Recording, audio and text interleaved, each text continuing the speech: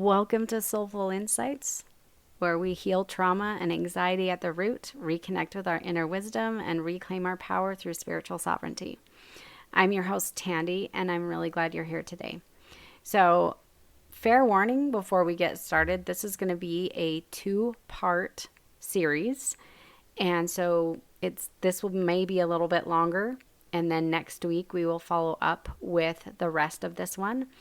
The topic today is recognizing red flags in relationships. And it's really, really important. I don't want to skip any of the important things about this because I think it's really important for women to understand how to set themselves up for success in relationships, but also what to do when you find yourself in a toxic relationship and how to manage that in whatever way works best for you. So, this episode definitely hits close to home for many women, and talking about why you keep attracting the same toxic or emotionally unavailable partners and how to break that cycle for good. So if you've ever asked yourself, why do I keep choosing people who hurt me? Why do I keep choosing partners that are emotionally unavailable or who don't treat me very well or who maybe not even be loyal or faithful? And if that's a question that you've asked yourself, you're in the right place. And also, if you are in a relationship, if you have been married or are in a relationship and you've been in that relationship for 5 years, 10 years, even 20 years, and you're recognizing that this relationship is unhealthy, that it has caused a lot of emotional harm to you, this is the right place for you. Because it is never too late for you to cultivate yourself, your inner world, so that you can then attract your soulmate, that partner that is going to love you in the way that you deserve. So let's dive in. We're going to talk about red flags, okay? And I'm going to start with a truth bomb. Red flags are not just bad behavior. They are warnings from your nervous system, your intuition, and your soul trying to get your attention that something isn't right. And you need to listen to that. I have had this in my own life at different times. And when I've ignored it, it's definitely got me into trouble. And there have been times where I've acted on my own intuition where it wouldn't have made any sense, but I acted on it and it was something that absolutely I needed to know or discover. So always, always, always follow your intuition. When you feel like you need to check up on something, do it. Don't question it. Don't feel like, oh, respecting someone's privacy, respecting this or that or the other. Nope. If you have a feeling inside yourself that something isn't right, you follow up on that until you discover what it is. Trust me. So, what are red flags? Red flags are the patterns of behavior that are signaling emotional immaturity, lack of empathy, controlling tendencies, emotional avoidance, or inconsistency. They are the things that make you second guess yourself.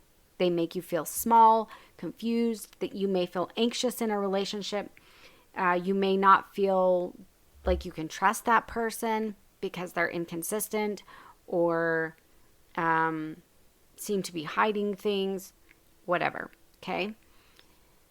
So I want to give some common examples. Number one, this is a red flag. If your partner is dismissing your feelings or minimizing your pain, this is not okay under any circumstances and will cause emotional damage to you, emotional harm to you. So if they're telling you you're being too sensitive, it's not that big of a deal. Why are you still upset about that? I already said I was sorry. You always make everything about you. Anytime they're dismissing your feelings, it wasn't that big of a deal. Anytime they are not willing to hear you and see you wherever you are, this is not okay. This is not okay. It doesn't matter if they don't think it was a big deal. What matters is that you do. And a lot of times when we are hurt by something, we seek information. Women will do this very often. We will seek information to determine if we are safe now. So if you've been hurt in a relationship and you're asking questions and wanting more details about what happened and why it happened, you are not crazy. the reason that your brain is doing that is because your brain is assessing the situation and saying, am I safe in this relationship, or am I at risk that this is going to happen again? And a partner who truly cares and is truly sorry and truly wants to have a deep relationship with you will give you as many answers as you need until you feel safe. And if it takes a year or 2 years or however long that takes, giving you that information, that reassurance, and all of the information that you need so that your nervous system can calm down and so that you feel safe, that's what is needed. And they need to respect that time frame and those questions are unique to you. If that's not something they're willing to give you, not really a relationship that is ever going to be happy for you. So you need to decide what you want to do if this is what you're going to be fed for the rest of your life. Realize if they dismiss your feelings, minimize your pain, and don't ever really care about how you feel and how you experience things, that's going to be your life with this person. They're not going to change. And don't ever be in a relationship expecting that this person's going to change, because that's just not how this works. Okay? Do people change? Yes. But staying in a harmful relationship expecting someone to change, not wise, because it is not very common. Number 2 is gaslighting or making you question the reality of what happened. So in this scenario, this is generally something you will get an emotionally immature person doing, a narcissist, something like that, where they cannot take responsibility or accountability. They literally cannot do it. And so what's going to happen is they'll say, that didn't happen. You're remembering it wrong. I never said that. I would never say something like that. You're always trying to accuse me of stuff I didn't do. Or, I was just joking. Why are you taking it so seriously? No, it's not joking. A lot of times they will turn it into that so they don't have to apologize or take accountability. You're imagining things. You always twist my words. I would never say that. I would never do that. Why are you always trying to make me look bad? All of these things trying to make you question your reality. And it's deflecting away from their behavior and what they're doing and making you the problem instead of them. If this is what you are experiencing, if you come and say, that really hurt me when you said that, or, I really needed you to be there and you didn't show up, or whatever the problem is, and they're denying the reality of what you experienced, this is not something that will ever change. I don't care how much therapy you go to. I don't care what you do. This is not going to change. And it's going to make you question your sanity eventually. So this is a massive red flag. If it were me and I was in a situation like this, this is not a relationship that I personally would stay in. It's not worth it. Then we have love bombing and then withdrawing. So this is more something you'll see with avoidant attachment behavior. This can be worked on. It depends on the person and their willingness, but avoidant attachment behavior is pretty ingrained.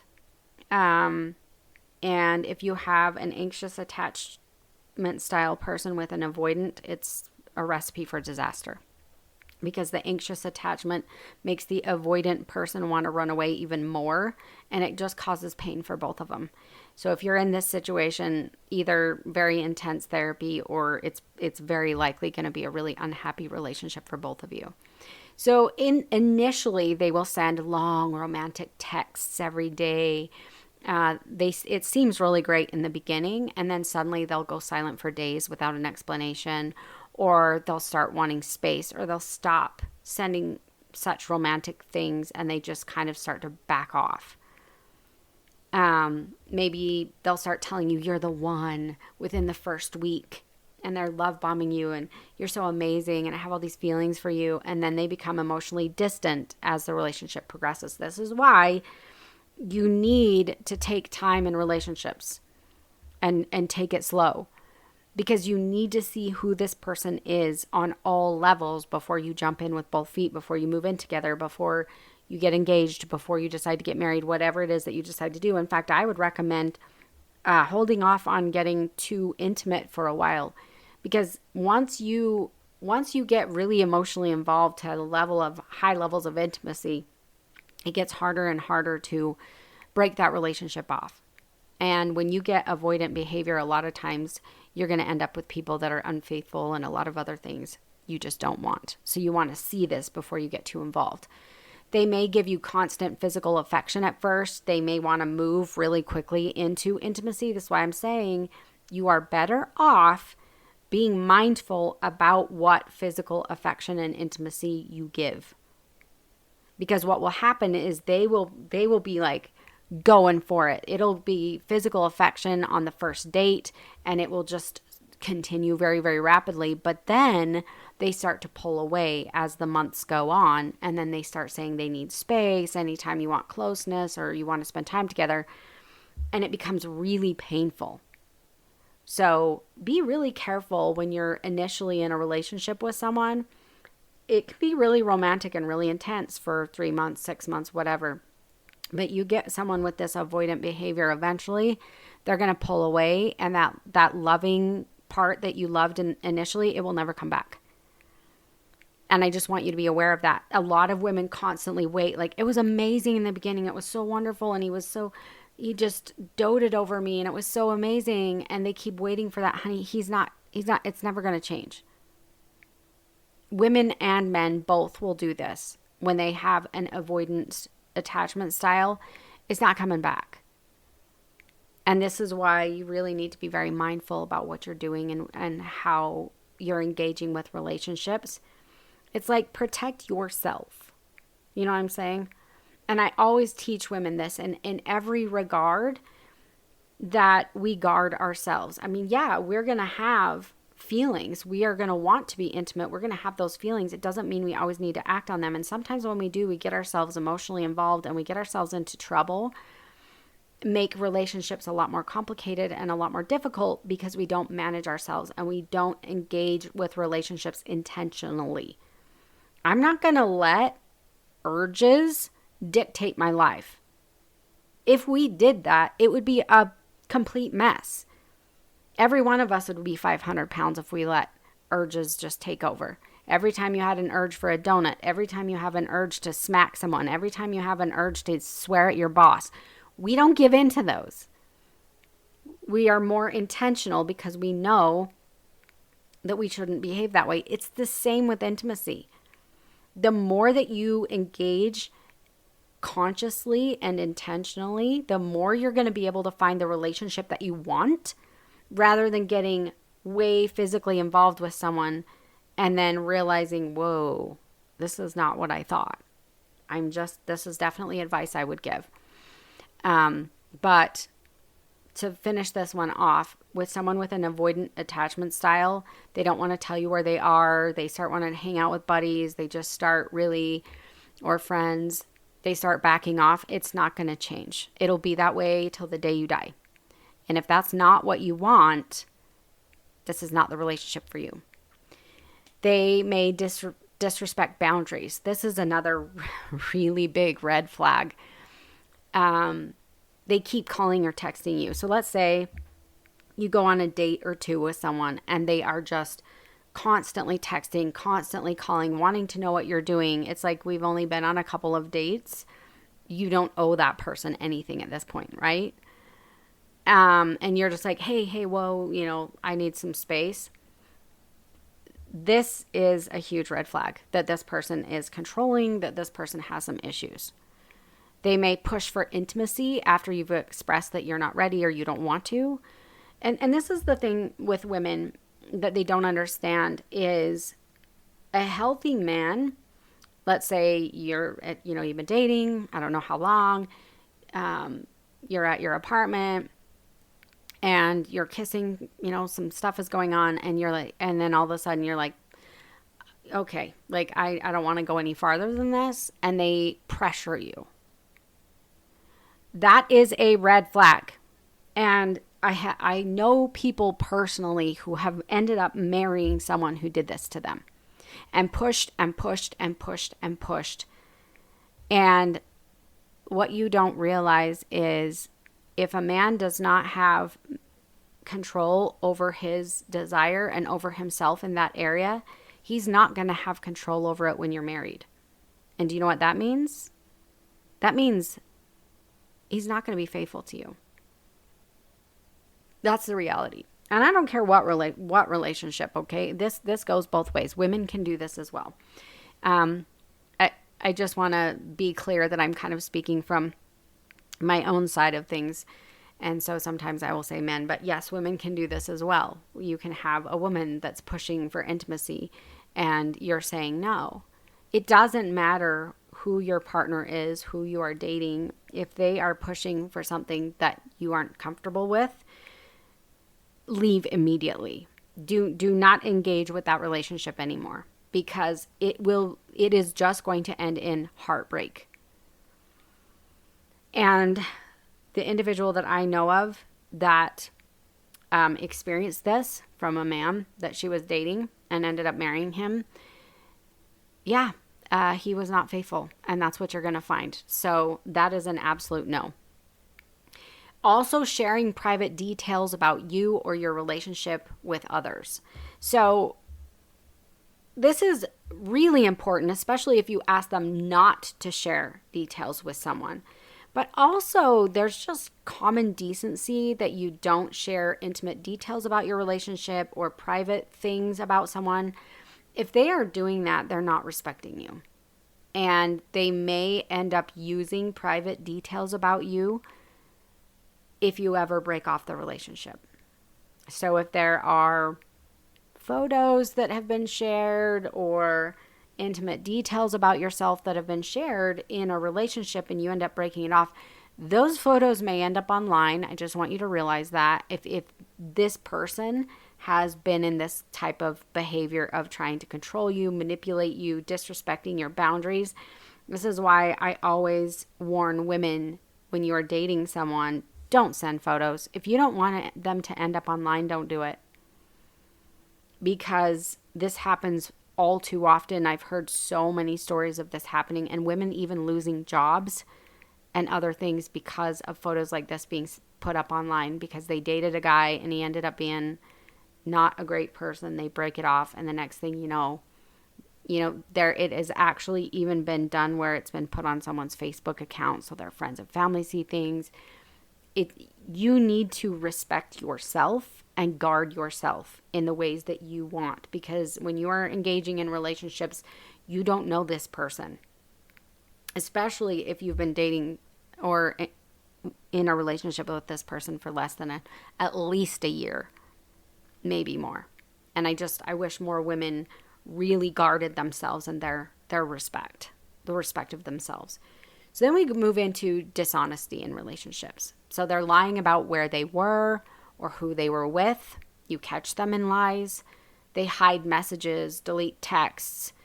And a lot of times when you discover something like, hey, like, why are you texting your ex-girlfriend? Or why are you messaging this woman? Or whatever it is that you find. I just didn't tell you because I knew you'd get upset about it. And I knew you'd make a big deal about it. And it's not a big deal. And we're just friends and all of that. As if that justifies the lie, which it does not. But here's the thing. It takes the blame off of them, makes them the victim, and you're the problem. So what's happening is, instead of the focus being on you should not be engaging in this behavior, texting this person or whatever it is that they were doing that you found, now they're making you the problem. I knew you'd get upset. I knew that you just, And this is where you need to stand in your ground and be strong enough to be like, no, this is not my problem. So when you start seeing that, especially if they don't want you touching their phone or they're afraid of you seeing their social media accounts or things like that, they're hiding something. And a lot of women will allow men to make excuses for this stuff and talk about privacy. And we're going to talk more in depth about this later on. I'm sorry, but if they keep throwing out privacy, it ain't privacy. I want to be very clear with you. It is not privacy. They don't care about privacy. They are hiding things from you that they don't want you to know. If he's not an open book, or if your partner is not an open book with you, they're hiding stuff. And you need to decide if that's something that you're willing to accept or not in a relationship. The next one is ignoring your needs. So anytime you're asking for something, you want more quality time with them. They've been, out with friends or really busy at work, or they've been on a business trip or whatever it is. And you're like, yeah, I just would really like to be able to spend some time with you. And they start saying that you're needy or you're clingy or that type of a thing. They don't care about you. They care about themselves. Huge red flag.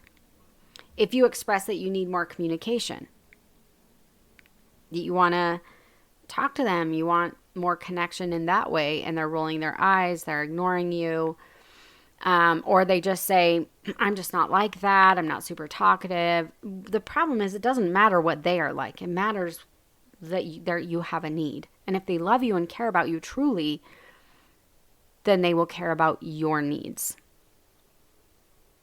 Or if you're asking for support during a hard time and they're responding with, I don't know what you want me to do.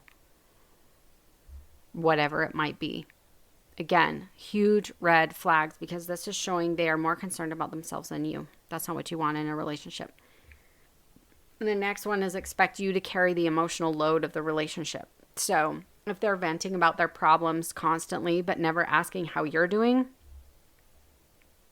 you're always the one initiating the emotional check-ins or resolving conflicts. So like, how are you doing? If they're just going about their day doing things and they're never concerned about how you're feeling or how your day was, it's just showing that they're not mindful of you. They really aren't thinking about you and caring about you in their heart. That's important. And also, if you're the one that's always resolving conflicts by letting go and just like, okay, I'll stop talking about it, I'll stop asking. If you're the one that has to back off so that conflicts are resolved, big problem, because you are carrying a very heavy emotional load and they are not willing to work with you. If they shut down anytime a deep or vulnerable conversation comes up, that is also a huge red flag. This is not an emotionally mature person, and you're going to end up being isolated, alone, and managing all the we all go through hard times in life, whether someone gets fired from a job or, a family member passes away. There's so many things in life that can go on, and if you have someone that shuts down and shuts you out every time things get hard, you might as well live alone, because you're going to feel like it. And the other one that's a huge red flag, and this is usually men, by the way, that do this, and they tell you they're tough and they just don't have emotions and they just don't deal in emotions. My dad does this. He always says, I don't deal in emotions, I deal in logic. This tough, rough and tumble guy kind of attitude.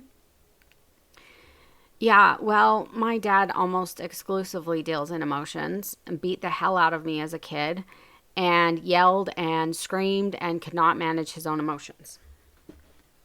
But at the end of the day, basically what this man is telling you is he is emotionally immature and he's uncomfortable with emotions and facing himself.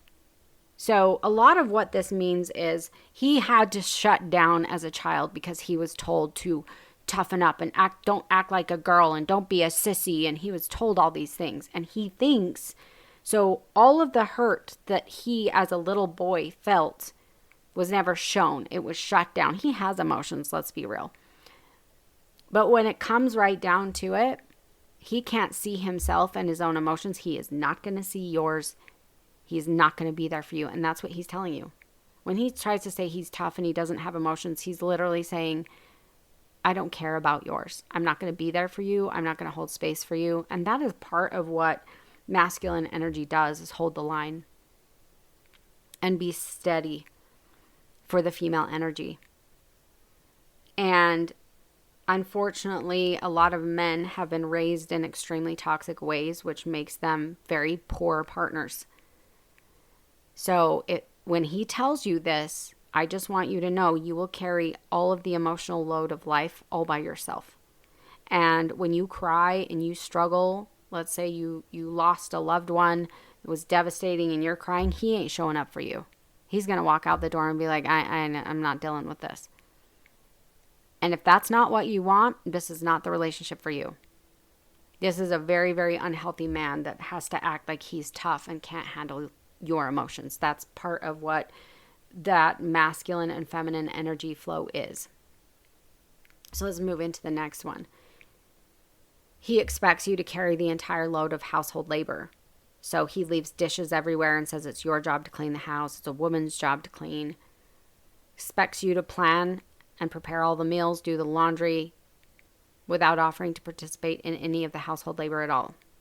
He takes his shoes off in the middle of the floor. He throws his towel after getting out of the shower on the floor. He doesn't even act like a grown adult and just expects you to do it. And the reason that I'm saying he is because this is generally the patriarchal structure. Generally, if we have two women, generally it is not the women that are expecting one of them to do all the household labor. It's just not that common in that dynamic. So I am speaking to men in this because they believe that they just go to work every day and the woman does everything else. When you ask him to pitch in, he responds, okay, fine. He may just say, that's your job. He may say, well, you never tell me what to do. But he may never take initiative. He may never see that dishes need to be done, or he may never actually put his towel in the laundry or put his dishes in the dishwasher. You are not his mother. He's a grown-ass adult, and he should be able to do this himself. You shouldn't, he's not a child. It's like, I'm not asking you to do chores. You live in this household. We are both adults. We both manage this household together. If he expects you to carry the entire load of that and pick up after him, huge red flag. If he expects you to be like his mother, picking up after him, cooking, doing his laundry, and not taking adult responsibility, massive red flag. Because it is showing he does not see you as an equal. He sees you as a servant, and he will treat you as such. Which also means the likelihood that he will not be as faithful to you as you probably want him to be. A man that doesn't respect you as an equal partner in life is not going to respect you enough to be faithful if he doesn't feel like it. 100%. Just be mindful of this. It's not just about you having to cook and clean up after him and treat him like a 5-year-old child. It's also the fact that he's not going to be mature enough at the end of the day to be a faithful and trustworthy partner. Another issue is disappearing during conflict. Walks out mid-conversation, refuses to talk about things, ignores texts and calls for days after an argument or disagreement, or just ignores you in the home, won't speak to you, pretends like nothing happened, and changes the subject when you bring it up. So it's like, I'm going to ignore you, whether you're living together or however that dynamic goes. I'm giving you the silent treatment. I'm ignoring you. I'm going to walk out the door and not come back for hours and you don't know where I've been. This is a no. 100% a no. And then they come back and they pretend like nothing happened. A lot of times what happens, if he walks out the door and he's gone for hours, he's probably doing something that you would not approve of. I'm just going to be honest with you. He's going to go. What happens when a conflict occurs and he walks out the door? He's uncomfortable with it. He doesn't like what's going on. He's going to go and buffer those emotions with something. And then he's going to come back and act like nothing happened. You are going to end up in a very painful, very lonely relationship if this is how this kind of thing is handled. You may have playing the victim or getting defensive when you express something. So you may hear things like, I guess I just can't do anything right with you. You're always attacking me. I feel like the bad guy all the time. Wow, I was just trying to help. Okay. Maybe they try to make excuses for why they hurt you. Well, I was feeling like this, or well, I was having a rough time. So they're not apologizing. You want, I am so sorry that hurt you.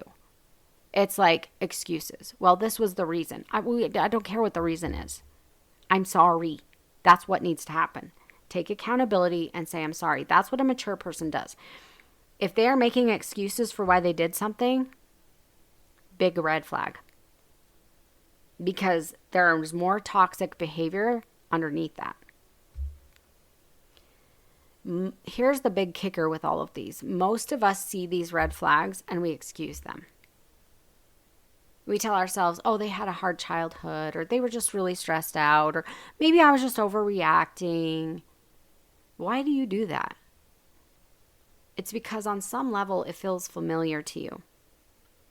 When you grow up in an environment where love was inconsistent, where affection came with strings, your emotional needs were not met, you internalize that version of love as normal. Your nervous system learns to associate unpredictability with normal relationship. Chaos feels like chemistry. Withdrawal feels like a challenge to prove your worth. And your brain keeps trying to protect you, keeps trying recreating what it knows. That's why the red flags don't always feel like a danger to you. Sometimes they feel like home, even when they're hurting you. This is why awareness is so powerful. The moment you recognize that what feels safe, while it might feel familiar, is not healthy. And when you come to this realization, you open the door to something new, something better, something that doesn't require you to shrink in order to be loved. And I want to talk about something that so many women feel but struggle to name, and that's the invisible weight of doing it all. This is another huge red flag. We've talked about this, about a man that expects you to manage all the household labor. But I want to go into this a little bit deeper. When you wake up already thinking of everything, packing kids' lunches, doctor's appointments, the groceries, the laundry, the emotional state of your partner, and somehow none of that seems to land on his plate. He doesn't notice the overflowing trash, the dishes in the sink, the wet towel he left on the floor. And when you bring it up, you're told that you're nagging. But you're not nagging. You're asking for partnership. You are carrying the full physical, emotional, and mental load of the household. The scheduling, the remembering, the fixing, the caretaking. And you may even be working full-time too. But it still all falls on you. Why? Because somewhere along the line, he was taught that this was your role, that love means service to him, that being a, quote, good woman means you do everything quietly. But here's the truth. Love does not leave all the labor on one person's shoulders. I want that to land. A person who truly loves you, honors you, and respects you does not put all of the household labor on your shoulders. Real love shows up, it participates, it notices, and it cares. You deserve a relationship where you're not running on fumes just to keep the wheels turning in the household. Where you deserved your needs to be seen. Your contributions are valued and the labor of love is shared. This isn't about dishes, it's about dignity. It's about being met with respect, and you are worthy of that always. So I want to talk a little bit about what I call the sacrificial woman. And the sacrificial woman is what most religious women are taught to be. But unfortunately, in a patriarchal society, which is what we live in, even non-religious people live this way. Men have been conditioned that women serve them in every level. A lot of men see the woman as the one that takes care of their life, and then they see other women as serving their visual pleasure needs and other things. This is not respect. This is abuse. This is where the sacrificial woman is where you're expected to abandon yourself. So let's talk about what it really means when a woman is expected to give up on her dreams, goals, her identity just to support someone else's life path, because that is what a patriarchal society expects of women. This is what religion expects of women. Because far too often, this isn't partnership. It's servitude dressed up as tradition. So here's what this belief system looks like. And this is what they call biblical marriage and biblical womanhood. And this is where religion wraps this all up in a cute little bow. And underneath it is a rotting, disgusting mess. So let's look at him. What his day looks like. Day in the life of a man in a patriarchal marriage. He gets up, showers, throws his towel on the floor, gets dressed, eats breakfast, leaves the dirty dishes in the sink, walks out the door and goes to work. His clothes are draped over the furniture, follows his career, and builds something for himself. But I want to be honest, and I've said this so many times in the podcast, and I'm going to say it until I'm blue in the face because women aren't getting it. He would do all of this whether he was married or not. He'd go to college, he'd launch a career, he'd pay bills, he'd live his life. Marriage didn't ask him to give up anything. It didn't ask him to change. He does what he would normally do. He's doing nothing for you. I'm sorry, he's not. None of that is about you. He said, I provide. Well, you don't really, because you would have a house anyway. You would have a car anyway. You pay a little bit extra because someone else eats some food. But really, honestly, it's piddly squat. But let's see what you're expected to do in this whole dynamic. You're expected to give up everything and carry everything. You have to give up on going to college and having a career. But even if you do go to college and have a career, you have to do that and everything else. You pick up after him. You cook every meal. You wash all the dishes. You plan the groceries. You change the diapers. You clean up the spills. You bathe the kids. You have to be pregnant for 9 months. You have to give birth to the baby. You have to take off of work for that. You sweep, you mop, you dust, you vacuum, you scrub toilets, you sort, wash, dry, and fold, put away laundry for the entire house. You make the beds, you change the sheets, you organize the closets, you decorate for every holiday, you clean out the fridge, you plan the birthday parties, you remember every appointment, doctor, dentist, orthodontist, therapist. You're the one who signs all the school forms, packs the lunches, buys the birthday gifts for class parties. You volunteer for PTA events. You remember Spirit Week, Field Day, book fairs, picture days. You take the kids to dance lessons, soccer practice, swim class, music recitals.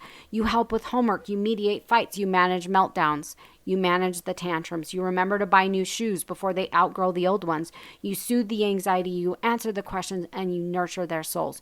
You are the emotional thermostat of the home. When your child cries at night, they call for you. When they're sick, they want you. When they're heartbroken, confused, or scared, it's you who shows up. You carry the mental load. You notice what needs to be done. You anticipate needs before they happen. You carry the weight of remembering, planning, and organizing. Let's not forget, you carried the children. 9 months of pregnancy, morning sickness, exhaustion, your body changed. You gave birth. Maybe it was through surgery. Maybe there was trauma. Maybe there were complications. You breastfed or bottle fed. You woke up all night. Your body changed. Your identity shifted. And yet you were expected to bounce back like nothing happened, and you better look pretty after. Did I get it all?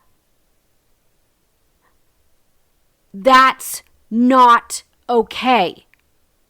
In the midst of all of this, you're supposed to stay emotionally stable, keep everyone else emotionally regulated, manage everything, and somehow stay thin, pleasant, and grateful for it all. You're expected to give up on your career if needed, your passions, your peace, and act like it's a privilege. And if you speak up about it, you're ungrateful, you're selfish, you're failing at being a wife, you're failing at being a mother. Let's get real. None of this is a partnership. This is servitude and slavery. Full stop. This is a system that expects a woman to disappear so a man can flourish. And you know what the men keep bringing up? Where did the 1950s go? Well, let me remind you that housewives in the 1950s were so overwhelmed, doctors were prescribing amphetamines. Yes, they called it mommy's little helper to keep the woman upright because they were doing everything. Depression soared, anxiety soared. Women were collapsing under the weight of doing it all without support, without rest, and without help. No human being, no matter how loving or strong, can thrive in that kind of conditions. And if you came from a high-demand religion, this gets more dangerous. You're told he presides over you. He's the head of the household, and submission is your spiritual duty. But let's be clear. Sacrificing your purpose to support his is not partnership. It's erasure.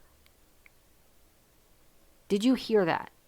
It is erasure. You are being erased.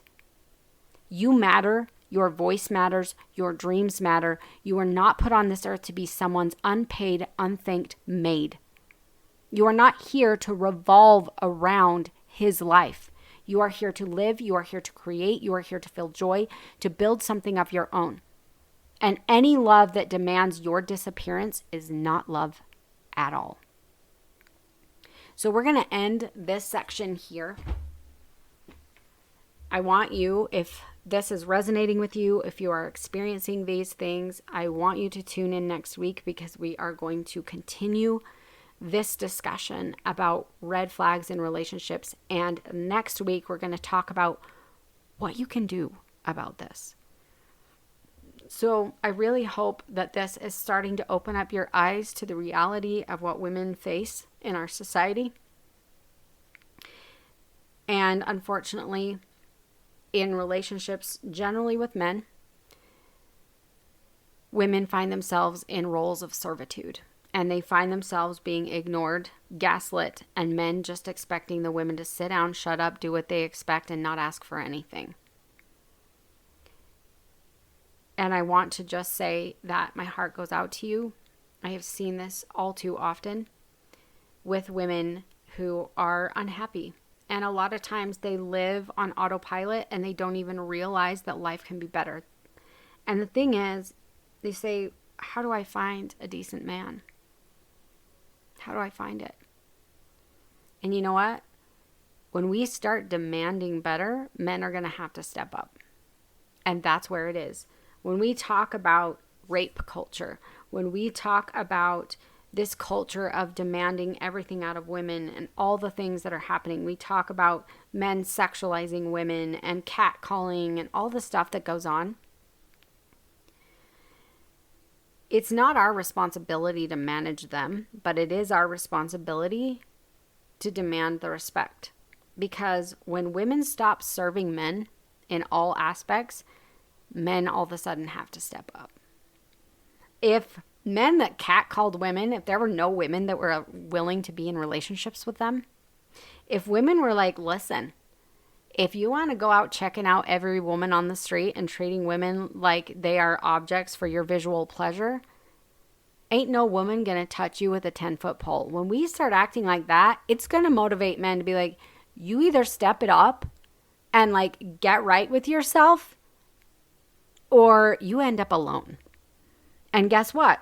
When we shut down the entire society of men being able to pay women to pleasure them, when we don't do that anymore, when we create a life for ourselves, when we get real that we are not items to be purchased, all of a sudden men are going to have to step it up because they are going to actually have to treat a woman with dignity and respect to get anything. Otherwise, you're going to be doing it yourself. And when that happens, there's going to be enough motivation to change. But until it does, they're not going to. They don't have to. Because there's a lot of women out there that make it real easy for these kind of men to survive. But what I want to tell you is, you aren't one of them. You are not one of them. And that is why when you step up and say, I am not one of them.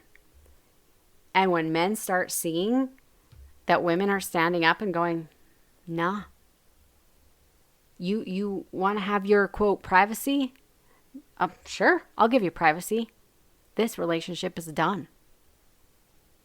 And when you find enough strength and confidence in yourself that you don't need a man, you can live your own career, live your own life, do your own thing. Men are starting to notice this.